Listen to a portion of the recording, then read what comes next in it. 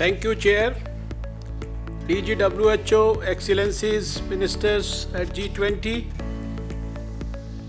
Global health crisis, the likes of which the world is witnessing today, creates an opportunity to dive deep into the nature of what connects us all, while at the same time providing us with the collective strength and wisdom to accomplish. In the past, we as a global community have faced and successfully tackled threats to health of our people by a collective sense of purpose, supporting and collaborating with each other. I look forward to similar cooperation and mutually respectful and useful collaborations to deal with the coronavirus disease COVID-19. While some of the countries, particularly Japan, Singapore, South Korea, have fared well, others are still struggling with COVID-19. The scale of impact is unprecedented and therefore calls for cooperation between nations to attain normalcy. Excellencies, India has successfully tackled public health emergencies of international concern and pandemics in the past as well. This time, the hallmark of our approach has been fivefold: maintaining a continuous situation awareness, preemptive and proactive approach, graded response as per continuously evolving scenario, intersectoral coordination at all levels, and lastly, but most importantly, creating a people's movement to combat this disease.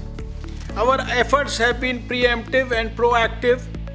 We started surveillance of flights from COVID-affected countries 12 days before we even had the first case in India on the 30th of January 2020. By 22nd of March, with less than 400 cases, we banned all international flights to and from India, and by the 25th of March, implemented a nationwide lockdown.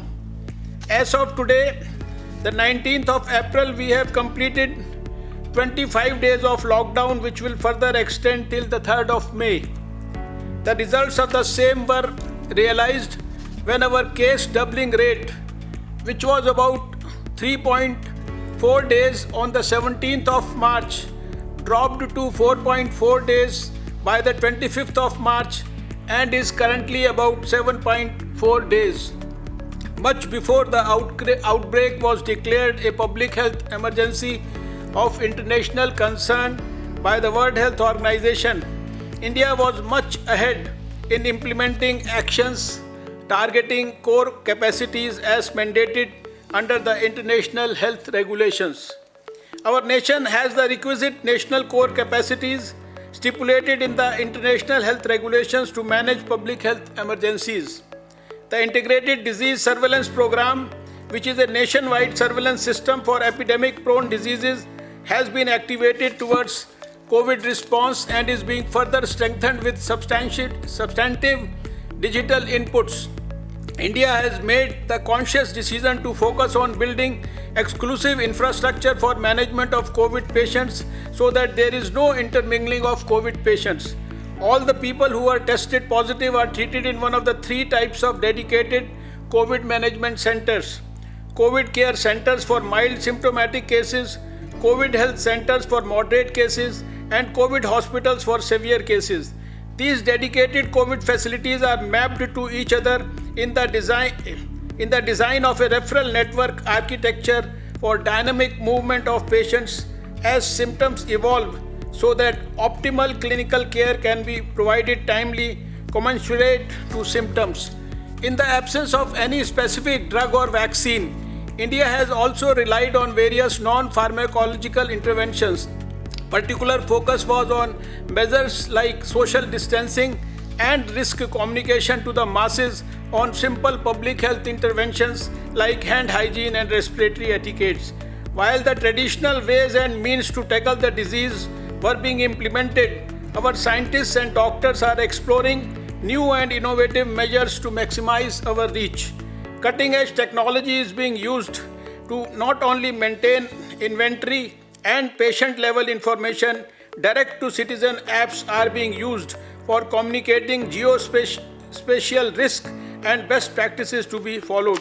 Excellencies, since the onset of this pandemic, India has taken leadership and assisted neighboring countries in multitude of ways. During medical evacuation undertaken by India from Wuhan, China, as well as from COVID-19 affected Diamond Princess cruise ship, we evacuated foreign nationals from Maldives, Bangladesh, Myanmar, Maldives, South Africa, USA, Madagascar, Sri Lanka, Nepal, South Africa and Peru. India as a global leader in pharmaceuticals has stepped to make sure supplies of drugs like hydroxychloroquine is made available to countries around the world. India is working with global partners to ensure that effective drugs and vaccines can be developed and made available to all of us as soon as possible. Honorable Chair, I would like to reiterate India's support to this global health agenda. India looks forward towards working with G20 member countries to pursue unified efforts towards mitigation of COVID-19. Thank you.